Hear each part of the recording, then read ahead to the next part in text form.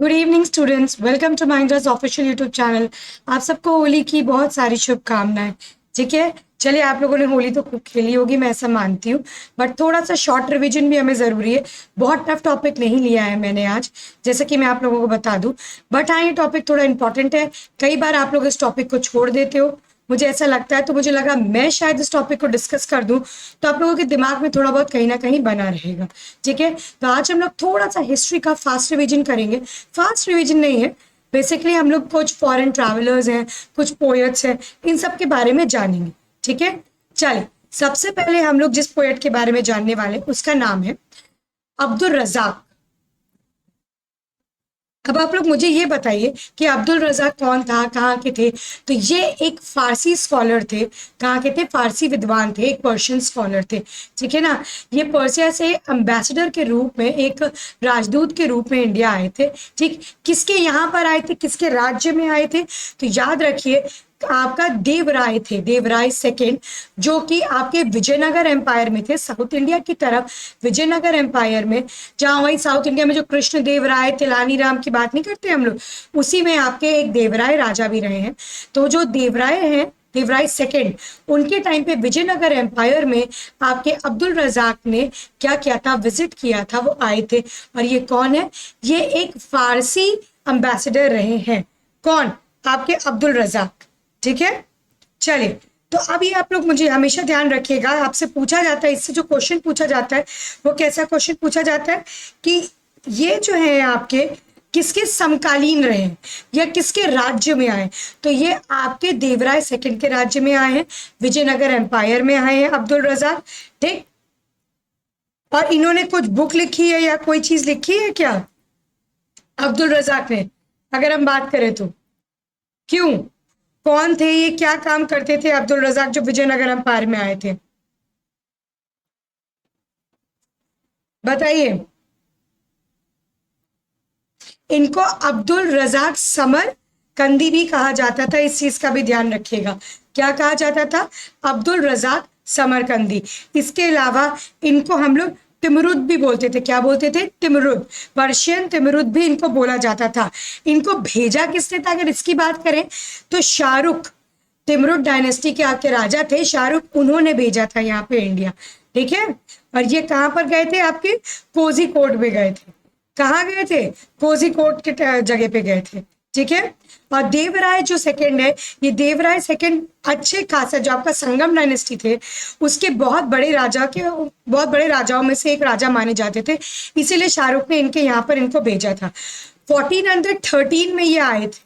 ठीक, नहीं, 1413 में ये पैदा हुए थे। कब? 1413 में ये इनकी पैदाइश बोली जाती है।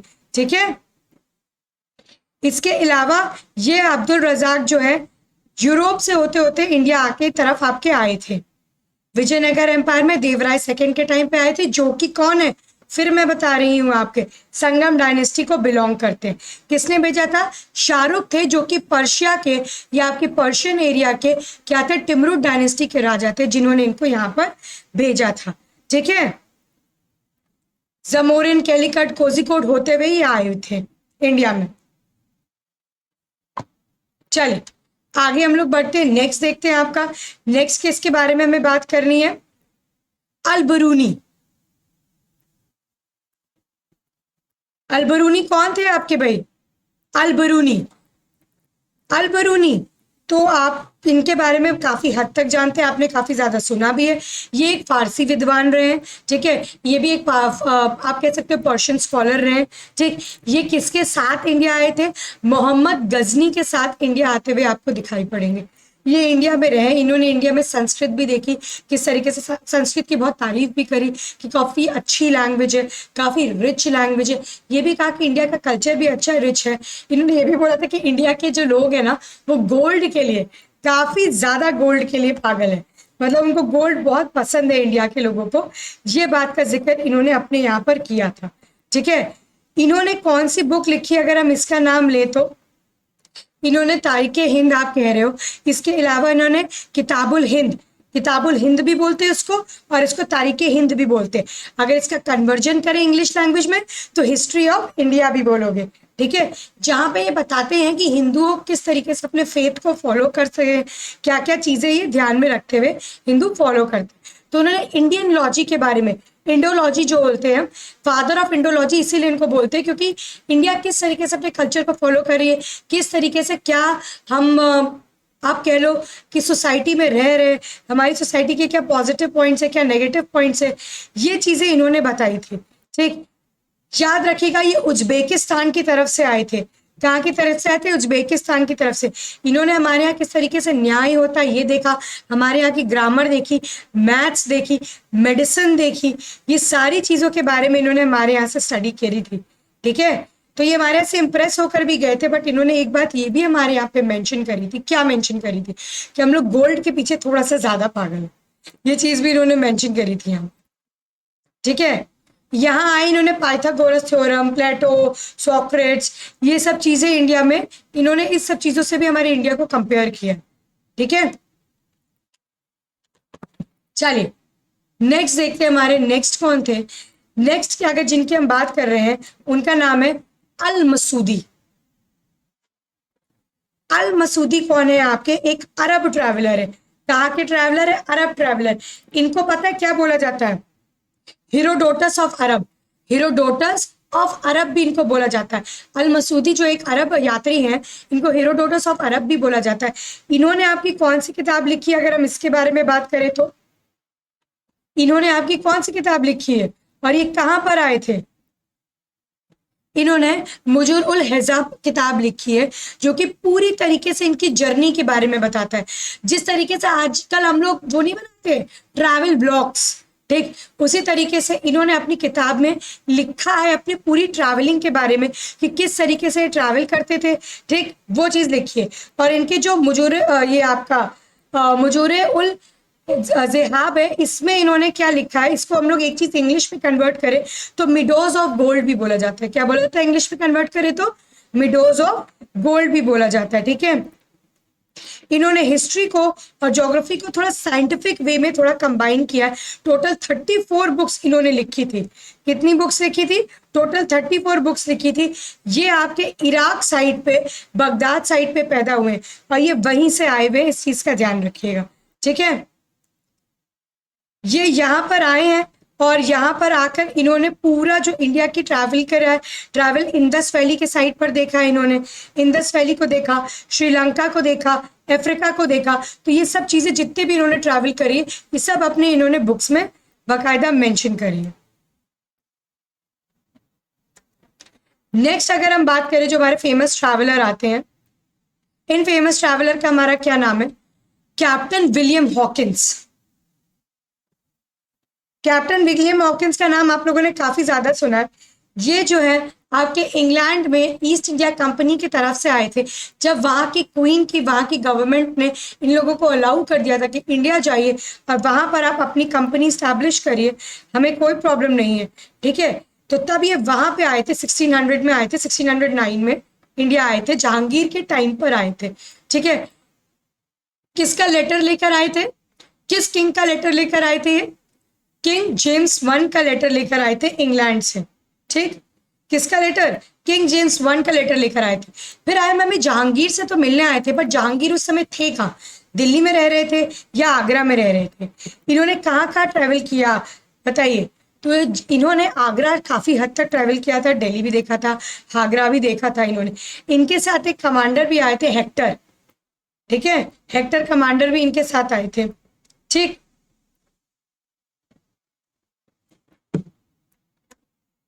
फिर नेक्स्ट जो आपके आते हैं जो बहुत इंपॉर्टेंट है, फाहियान। फाहियान ट्रैवलर आपके जो है, Fahien traveller Chinese Buddhist monk. ठीक, सबसे इंपॉर्टेंट बात तो ये है कि एक चाइनीज थे, बुद्धिस्ट मॉन्क थे, इंडिया में आए थे, इंडिया को देखने आए थे। बेसिकली इंडिया में जो बुद्धिज्म था, बुद्धिज्म की जो आपकी फिलॉसफी, जो बुद्धिज्म का दर्शन फैला हुआ था जगह जगह पर, उसको स्टडी करने आए थे। ठीक है, इन्होंने उसको स्टडी किया, नालंदा विश्वविद्यालय में बैठे, वहां पर इन्होंने संस्कृत पढ़ी। संस्कृत पढ़ने के बाद इन्होंने जो भी आपके विनय पिटक, सुत्त पिटक जो थे उनको रीड किया, फिर उनको अपनी तरीके से समझा, अपनी बुक्स में उन्होंने लिखा। उसके बाद जहां जहां भी बुद्धिस्ट रिलीजन से रिलेटेड प्लेसेस थी उनको इन्होंने विजिट करी। ये किसके टाइम पर आए थे आपके? फाहियान किसके टाइम पर आए थे अगर हम बात करें तो बताइए, फाहियान किसके टाइम पर आए थे आपके? बताइए। इनको फैक्सियन भी बोला जाता है, इस बात का ध्यान रखिएगा, इनको फैक्सियन भी बोला जाता है। इन्होंने लुम्बिनी भी विजिट करी थी, ठीक है। और ये आपके चंद्रगुप्त सेकंड, जिनको हम विक्रमादित्य बोलते हैं, यही वो चंद्रगुप्त सेकंड है जिनके समय में आपको विक्रम वेताल वाले, जो वेताल है, वेताल इज अ मैजिशियन, ठीक है, जादूगर बोले जाते थे वेताल, ठीक है, वो वाले विक्रम वेताल वाले विक्रमादित्य और चंद्रगुप्त सेकंड जो गुप्ता डायनेस्टी के थे, आपको वो आपको यहाँ पे दिखेंगे, उनके समय में ये आए थे। इन्होंने क्या किया था, वही अपना ट्रैवल ब्लॉग लिखा था, जिससे कि जैसे आजकल हम लोग वीडियो ब्लॉग्स नहीं बनाते ब्लॉग्स, उसी तरीके से उन्होंने ट्रैवल ब्लॉग अपना लिखा था पूरा, ठीक है। किसने? फाहियान ने। और पूरा उसमें क्या लिखा था कि जहां जहां पे भी बुद्धिज्म के किंगडम्स थे, उन बुद्धिज्म के किंगडम्स में कहाँ पे क्या है, किस तरीके से प्रमोशन हुआ, किस तरीके से हम देख रहे हैं, या आज किस तरीके से बुद्धिज्म आगे बढ़ रहा है, ये सब चीजें इन्होंने अपनी बुक में मेंशन करी थी। ये आए कहाँ से थे? ये चाइना से आए थे। इनको फैक्सियन भी बोला जाता है, इस चीज का ध्यान रखना, ठीक है। चंद्रगुप्त सेकंड के टाइम पीरियड में आए थे, 5th सेंचुरी में आए थे। कब आए थे? 5th सेंचुरी में आए थे। लमसम 3 साल पाटलिपुत्रा में रहे थे। वहां पर रहने के बाद इन्होंने संस्कृत पढ़ी थी, और स्पेशली विनय पिटक जो है ना, उसमें जो रूल्स एंड रेगुलेशंस लिखे हुए उनको इन्होंने बहुत डीपली पढ़ा था। फिर इसके बाद इंडिया में इन्होंने कौन कौन सी सिटीज ट्रैवल करी थी? आपकी बोधगया करी थी, श्रावस्ती करी थी, सारनाथ करी थी इन्होंने, पाटलिपुत्रा, मथुरा, कन्नौज, ये इन्होंने, और तक्षशिला, ये भी इन्होंने ट्रैवल करी थी, ठीक। और मथुरा तो काफी डीपली ट्रैवल करी थी इन्होंने। फिर ये लुम्बिनी भी गए थे वहां से। फिर नेक्स्ट अगर हम बात करें तो हमारे ये जो ट्रैवलर है फ्रांसिस्को बर्नियर, ये थोड़े से आपके स्लाइटली कम इंपॉर्टेंट है, बट है, ये एक फ्रेंच फिजिशियन थे, एक चिकित्सक थे, और साथ ही साथ एक ट्रैवलर भी थे। ये इंडिया में आए थे आपके 1656 से 1668 तक में रहे थे। ये इंडिया में शाहजहां के टाइम पीरियड में आए थे, ठीक है। चल, ये जो है, he was a physician to the prince Dara Shikoh. अब ध्यान रखिए, दारा शिको जो बीमार हुए थे उनको इन्होंने ट्रीट किया था। किसने ट्रीट किया था? आपके फ्रांसिस्को बर्नियर ने इनको ट्रीट किया था। किसको? दारा शिको को। दारा शिको कौन था? सबसे फेवरेट बेटा था शाहजहां का। शाहजहां का सबसे फेवरेट बेटा कौन था आपका? दारा शिको, ठीक। फिर बाद में ये अकबर के कोर्ट में भी थोड़े टाइम तक रहे। इन्होंने मुगल पीरियड में बहुत ज्यादा ट्रैवलिंग करी, इनको ट्रैवलिंग का बहुत शौक था। इनकी जो बुक थी वो ज्यादातर दारा शिको और औरंगजेब के रूल के बारे में, या उन दोनों के बारे में बात करती हुई दिखाई पड़ेगी, ठीक है। चल, नेक्स्ट बात करते हैं बारे फिर हीनस्यांग। हीनस्यांग भी आपके एक चाइनीज ट्रैवलर थे जो कि हर्षवर्धन के टाइम पीरियड में आए थे। हर्षवर्धन वही जो कन्नौज में थे, ठीक है, जिन्होंने शशांक को हराया था, जिन्होंने शशांक को हराया था ना, और कन्नौज का राज्य उनसे ले लिया था, क्योंकि इनकी बहन को वो बंदी बना के रखे हुए था, ठीक। तो इन्होंने शशांक को हराया बड़ी प्लानिंग से। उसके बाद इन्होंने कन्नौज का साम्राज्य अपने अंदर ले लिया था हर्षवर्धन ने। उनके समय में हीनस्यांग आए थे। इनकी किताब का नाम है सी यू की, जिसको बोलते हैं records of the western world. क्या लिखा था? मतलब आपके जो भी रिकॉर्ड्स है वेस्टर्न वर्ल्ड के, उनके बारे में इन्होंने जिक्र किया था, और उनके बारे में इन्होंने अपनी बुक में लिखा था। किसने? हीनस्यांग। ध्यान रखिए, हीनस्यांग आपके हर्षवर्धन के समय में आए थे, और फाहियान या फैक्सियन जो है वो चंद्रगुप्त सेकंड के टाइम पर आए थे, या विक्रमादित्य के टाइम पर आए थे। कंफ्यूज मत होइएगा, ठीक है। चल आगे बढ़ते हैं। आगे हमारा है इब्न बतूता। इब्न बतूता, ठीक। अभी जो इब्न बतूता, इस पे तो आप लोगों ने कई बार गाने भी सुने इब्न बतूता से रिलेटेड। ये एक क्या है? आपके मोरक्कन ट्रैवलर है। क्या है आपके? ये मोरक्कन ट्रैवलर रहे हैं, ठीक है ना। और इन्होंने इंडिया जो विजिट किया है, वो विजिट किसके टाइम पीरियड में किया है? इंडिया को इन्होंने मोहम्मद बिन तुगलक के टाइम पीरियड पे किया है, किसके टाइम पर इन्होंने इंडिया विजिट किया है? मोहम्मद बिन तुगलक। अब ये आपके मोहम्मद बिन तुगलक थे कौन? Ibn Battuta visited India in the time period of Muhammad bin Tughlaq. अब बताइए मोहम्मद बिन तुगलक है कौन आपके, अगर हम इसकी बात करें तो? मोहम्मद बिन तुगलक तुगलक वंश के थे, ठीक है, गयासुद्दीन तुगलक के बेटे थे। मोहम्मद बिन तुगलक काफी पढ़े लिखे आदमी थे, ठीक। इन्होंने एक अलग से एग्रीकल्चर डिपार्टमेंट की मिनिस्टर भी आपके यहाँ बनाई थी, ठीक। इसके बाद अगर हम आगे आपसे बात करें, मोहम्मद बिन तुगलक ने 3 स्टुपिडिटी वाले काम किए थे, 3 बेवकूफ़ी वाले काम किए थे। दिल्ली से अपना कैपिटल इन्होंने हटाकर दौलताबाद किया था, ठीक है। इनको वाइजेस्ट फुलिश भी कहा जाता है। वाइजेस्ट फुलिश का मतलब प्लानिंग बहुत अच्छी थी, बट हमेशा फ्लॉप हो जाती थी, हमेशा फ्लॉप हो जाती थी। इसके लिए जैसे दिल्ली से दौलताबाद ये इसलिए करना चाहते थे, जैसे साउथ को भी देख ले, तो प्लानिंग सही थी, बट पूरी जनता को ले जाने की क्या जरूरत थी? फिर वही बात करें, ये भी इनकी प्लानिंग अच्छी थी कि हम जो है वो कॉपर कॉइन्स, ठीक है ना, कॉपर कॉइन्स बना दे, गोल्ड और सिल्वर को हटा दे। ये भी प्लानिंग इनकी बहुत अच्छी थी, ठीक, काफी बेहतर प्लानिंग थी। बट जो भी आप कॉइन्स बना रहे, इन सारे कॉइन्स का क्या होगा बताओ? इन सारे कॉइन्स का क्या होगा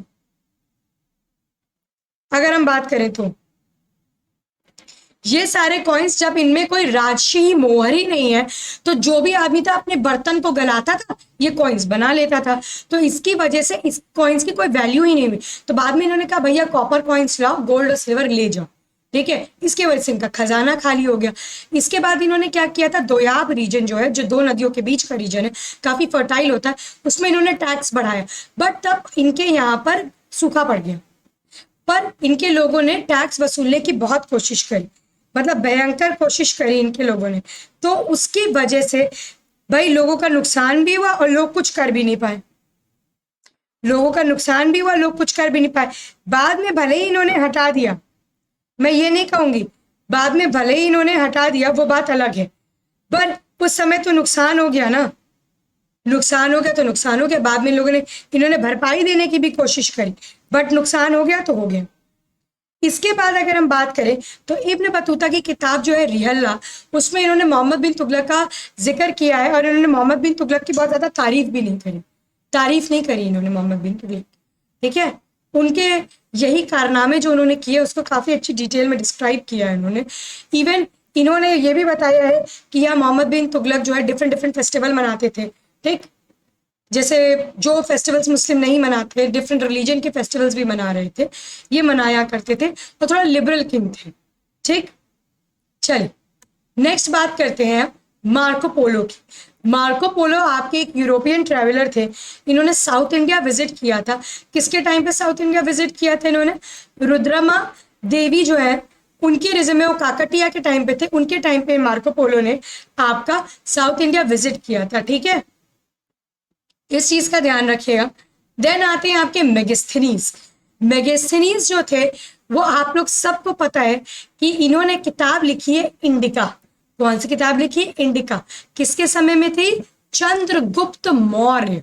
चंद्रगुप्त मौर्य जो कि मौर्य वंश के संस्थापक थे, आपके कौटिल्य या आप चाणक्य कहें या विष्णुगुप्त कहें, उनकी मदद से इन्होंने धनानंद को हराया। उसके बाद आपका मगध में मौर्य राज्य की स्थापना करी, ठीक है ना। तो ये जो मौर्य राज्य की स्थापना करी थी, इसी समय में एक सेलुकस थे, सेलुकस के एम्बेसडर के रूप में मेगास्थनीज चंद्रगुप्त मौर्य के साम्राज्य में आए, ठीक है। याद रखिए चंद्रगुप्त मौर्य को ये लोग ग्रीक लैंग्वेज में क्या बोलते थे? सैंड्रोकोटस, ठीक है। सैंड्रोकोटस किसका नाम था? चंद्रगुप्त मौर्य का।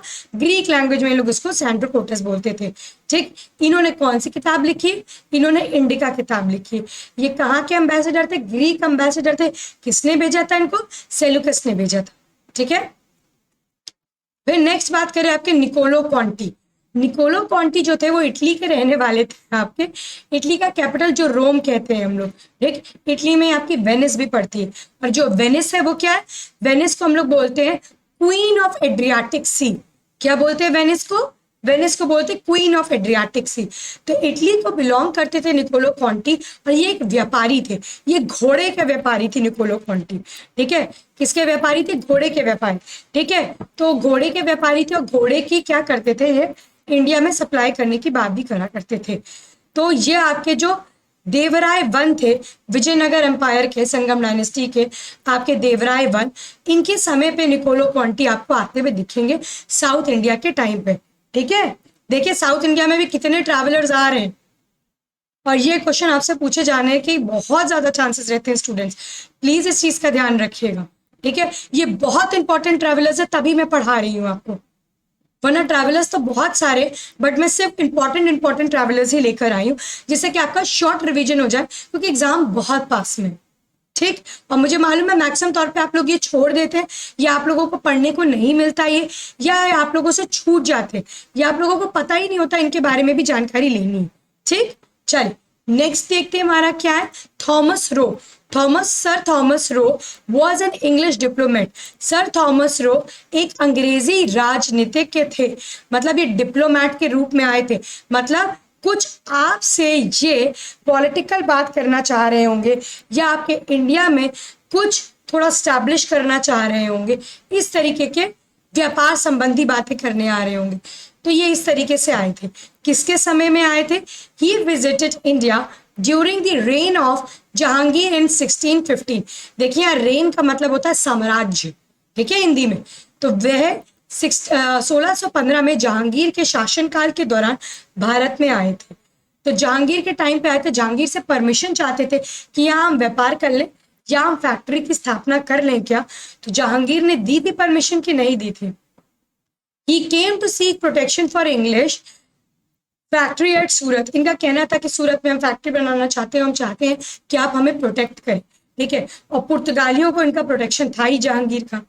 तो थोड़ा सा इस समय शुरू में तो जहांगीर ने इनको बिल्कुल भी परमिशन नहीं दी थी, क्योंकि पुर्तगालियों के कहने पर परमिशन नहीं दी थी, जबकि पोर्तुगीज थे उनके कहने पर इसने परमिशन नहीं दी थी। बाद में इसने परमिशन जो है वो जहांगीर ने ब्रिटिशर्स को दी थी, शुरू में तो नहीं दी थी। ठीक है, तो इनकी एक जर्नल है, his journal of mission to the Mughal empire is treasured contribution to the history of India. इनकी जो जर्नल है, journal of mission to the Mughal empire, ये बहुत अच्छी किताब है मुगल साम्राज्य के बारे में जानने के लिए, कि वो कितने ताकतवर थे, उनके क्या क्या शौक थे, किस तरीके से उनका व्यापार चलता था, किस तरीके से वो परमिशन देने की कोशिश किया करते थे। ये सारी बातों का जिक्र रहता था इनकी बुक में। ठीक है, तो यही सब चीजें जो हमें हिस्ट्री के बारे में बताती हैं, और हम रीचेक कर पाते हैं क्या ये चीजें सही हैं कि नहीं। ठीक है, चल फिर हम कुछ इंपॉर्टेंट पोएट्स की बात कर लेते हैं हम, कि हमारे कौन से बहुत इंपॉर्टेंट पोएट रहे हैं, उनके जिक्र कर लेते हैं हम, क्या क्या उनके इंपॉर्टेंट पोएट हैं हमारे। चलिए नेक्स्ट बात आती है आपका अश्वघोष। अश्वघोषा आपके बहुत इंपॉर्टेंट पोएट रहे। किसके समय में थे अश्वघोष? अश्वघोषा पोएट किसके समय में थे अश्वघोषा? 1500 सीईसी में थे आपके। तो किसके 80 सीईसी से लेकर 1500 सीईसी के टाइम तक रहे, और किसके टाइम पीरियड में रहे अश्वघोषा? अगर मैं आपसे पूछूं तो ये एक दार्शनिक भी थे, एक फिलोसोफर भी थे, ठीक है ना, बुद्धिस्ट भी थे, बुद्धिस्ट मॉन्क भी थे। ठीक है, और ये थोड़ा ड्रामा भी लिखते थे, पोयम भी लिखते थे, बहुत बड़े ओरेटर भी थे, मतलब जो आपकी बातें बोलते हैं या आपको बताते हैं वो ओरेटर होते हैं। ओरेटर आप कह सकते हो, जैसे हिटलर भी एक ओरेटर था, है ना, बहुत बड़े वाचक जो बहुत अच्छी अच्छी बातें बोल सकते हैं, ठीक, बहुत इन्फ्लुएंसली बोल सकते हैं। तो वो चीजें आपकी आती है। किसके समय काल में ये थे आपके? कनिष्क के समय काल में अश्वघोष थे। ठीक, याद रखिए जो अश्वघोष है, इन्होंने बुद्धिस्ट की काउंसिल, जो बुद्धिस्ट काउंसिल है आपकी, 4 बुद्धिस्ट काउंसिल हुई, वो 4 बुद्धिस्ट काउंसिल में से कौन सी बुद्धिस्ट काउंसिल की अध्यक्षता अश्वघोष ने करी है कनिष्क के अंदर? देखिए तीसरी या चौथी है ये हम बता, ठीक है, तीसरी या चौथी है, आप लोगों को नीचे कमेंट्स में लिखना है कौन सी वाली है, क्योंकि आप लोगों का होमवर्क है। अश्व घोष ने कौन सी बुद्धिस्ट काउंसिल की अध्यक्षता करी थी, किसके अंडर करी थी, कनिष्क के अंदर करी थी। याद रखिए कनिष्क के अंदर ये आते हैं। इन्होंने काफी ड्रामाज लिखे हैं, किसमें लिखे हैं, संस्कृत लैंग्वेज में काफी ड्रामाज और काफी काव्य भी लिखे हैं इन्होंने। ठीक, ये जो है इन्होंने एक बायोग्राफी भी लिखी है, बुद्धा चरित्रा, बुद्धा जी के बारे में जो इन्होंने एक बायोग्राफी लिखी है बुद्धा चरित्रा से लिखी है। ठीक है, और सौंदर्य आनंद भी इन्होंने एक किताब लिखी है। ठीक, कौन सी दो किताबें हैं, एक है आपका सौंदर्य आनंद, दूसरी आपकी बुद्धा चरित्रा। ये दोनों किताबें आपकी अश्व घोष ने लिखी, इसके अलावा भी बहुत सी और लिखी हैं। ठीक, बुद्धिस्ट काउंसिल भी इन्होंने उसकी भी अध्यक्षता करी, कनिष्क के अंदर रहे। कश्मीर कुंडाकुलम वाली है जो आपकी बुद्धिस्ट काउंसिल जो इन्होंने अटेंड करी है, वो कुंडाकुलम कश्मीर वाली है। अब वो कौन सा नंबर वाली, ये आप लोगों को बताना। ठीक, चलिए नेक्स्ट बात करते हैं, हमारे नेक्स्ट पोएट कौन से आते हैं, बाण भट्टा। बाण भट्टा कौन से पोएट हैं आपके, किसके राज्य के अंदर आए हैं, ये आपके राज दरबार में पोएट रहे, तो राज दरबारी कवि रहे हैं ये आपके बाण भट्ट। ठीक, ये हर्षवर्धन के समय काल में थे, इन्होंने कादम्बरी लिखी है और हर्ष चरित्रा लिखी। ठीक, ये दोनों किताबें लिखी हैं, प्लीज ध्यान रखिएगा, ये पूछा भी जा चुका है। हर्षवर्धन जो है वो कन्नौज के समय के थे, बहुत अच्छा साम्राज्य था हर्षवर्धन का, बहुत बेहतरीन साम्राज्य था, बहुत पोलाइट, बहुत अच्छा, बहुत रिच कल्चर वाला, बहुत से फॉरेन ट्रैवलर्स यहाँ पर आए थे। ठीक, चलिए नेक्स्ट बात करते हैं हम भारवी। भारवी जो आपके रहे हैं, इन्होंने यशोधर्मन लिखी है और क्या करी है बताइए, और कौन सी लिखी है, किरत अर्जुनियम भी इन्होंने किताब लिखी है, जो कि किरत और अर्जुन के बारे में थोड़ा सा जिक्र करती है। ये थोड़े से कम इंपॉर्टेंट रहे हैं आपके भारत में। ठीक, फिर आते हैं डार्डिन। ये आपके डार्डिन किसके टाइम पे थे, डंडिन, डंडिन किसके टाइम पे थे, अगर हम इसकी बात करें, डंडिन किसके आपके राजकवि थे, नरसिम्ह वर्मन के, किसके समय के थे, नरसिम्ह वर्मन के थे। ठीक, संस्कृत पोएट थे, संस्कृत में चीजें लिखा करते थे डंडिन, किसके में लिखा करते थे, संस्कृत में लिखा करते थे। ठीक, किसके समय में, नरसिम्ह वर्मन के टाइम पर किस लैंग्वेज में लिखते थे, संस्कृत लैंग्वेज में लिखते थे। क्या लिखी है इन्होंने, काव्य दर्शा लिखी है, और क्या लिखी है, दशक कुमारा, क्या लिखी है, दशक कुमारा चरित्र। ठीक, दशक कुमार चरित्र ये इन्होंने लिखी है। ठीक, इस चीज का ध्यान रखें। क्लियर, आगे बढ़े। वैसे अगर मैं एक आपको बताऊं, पीछे एक छोटी सी चीज आपको यहाँ पे और बताती हूँ। कनिष्क के टाइम पे मुझे याद आ गई, दो चार चीजें थे, नोट करना चाहे आप नोट कर सकते हैं। एक तो अश्व घोष कनिष्क के टाइम पे थे, नागार्जुन भी कनिष्क के टाइम पे थे, नागार्जुन भी बुद्धिस्ट मॉन्क हैं आपके, और वसुमित्रा ये भी कनिष्क के टाइम पे आपको दिख जाएंगे। ठीक, वहीं पे बात करते हैं, कैसे बताते बताते आपको हरिसेन का नाम आप लोगों ने सुना होगा। हरिसेन, देखिए आ गया हरिसेन। हरिसेन जो है वो समुद्रगुप्त जो थे आपके, द्वितीय समुद्रगुप्त, उनके समय में आपको हरिसेन मिलेंगे। इन्होंने प्रयाग प्रशस्ति जो कि इलाहाबाद में आपका स्तंभ अभिलेख है, वहां पर इनका जिक्र मिलेगा। ठीक है, इस चीज का ध्यान रखो, क्यों इंपॉर्टेंट है। फिर इसके बाद अगर हम बात करें तो अच्छा, जो चंद्रगुप्त सेकंड मैंने आपको बताया था विक्रमादित्य वाला, उनके टाइम पर आपको एक अमर सिम्हा और कालिदास ये दोनों दिखेंगे। कालिदास और आपको अमर सिम्हा ये दोनों किसके समय में दिखेंगे, वही विक्रमादित्य जो विक्रमादित्य चंद्रगुप्त सेकंड रहे हैं आपके गुप्ता डायनेस्टी, उनके टाइम में ये भी दिखेंगे आपको। ठीक, फिर बात करते हैं हम रविकृति किसके टाइम पे दिखेंगे, रविकृति अगर ऐसे ही जिक्र में बात करें तो वो पुलकेशन सेकंड के टाइम पर दिखते हैं। ठीक है, किसके टाइम पर, पुलकेशन सेकंड के टाइम पर। पुलकेशन सेकंड भारत के नहीं थे, तो विदेशी थे, भारत में आके उन्होंने थोड़े दिन साम्राज्य किया था वो। ठीक, चलो फिर आता है जयदेव। जयदेव क्यों इंपॉर्टेंट है आपके, अगर हम बात करें जयदेव ने क्या किया था, गीता गोविंद लिखी थी जो कृष्णा और राधा जी के बारे में है। वो गीता गोविंद की किताब किसने लिखी है, जयदेव ने लिखी है। ठीक, अब यहाँ पे बात करें अगर हम, तो इसके अलावा नेक्स्ट आप जाते हैं आपके जिनसेना, देखो इनको जिना सेना भी ध्यान रखते हैं, जिनसेन भी बोलते हैं, जिनासेन भी बोलते हैं। ठीक, तो ये चीज ध्यान रखिए। ये किसके समय में आपको मिलेंगे, किसके समय में मिलेंगे बताइए। अमोघ वर्ष थे उनके टाइम पे मिलेंगे। इन्होंने क्या लिखी है, हरिवंश, हरिवंशा पुराण लिखी है। कौन सी किताब लिखी, हरिवंशा पुराण किताब इन्होंने लिखी है। ठीक, बहुत इंपॉर्टेंट नहीं है ये भी। फिर बात करते हैं कालिदास। देखिए अभी मैंने आपको बताया कालिदास चंद्रगुप्त सेकंड के समय में आए थे। इन्होंने बहुत सी किताबें लिखी हैं, जैसे कि आपके कुमार संभाव लिखी है, रघु संभव लिखी है, मेघदूत लिखी है, ऋतु संभरा लिखी है। इन्होंने कुछ प्ले, कुछ ड्रामा भी लिखी है, जैसे अभिजनम शकुंतलम, अभिजनम शकुंतलम इनकी बहुत फेमस है।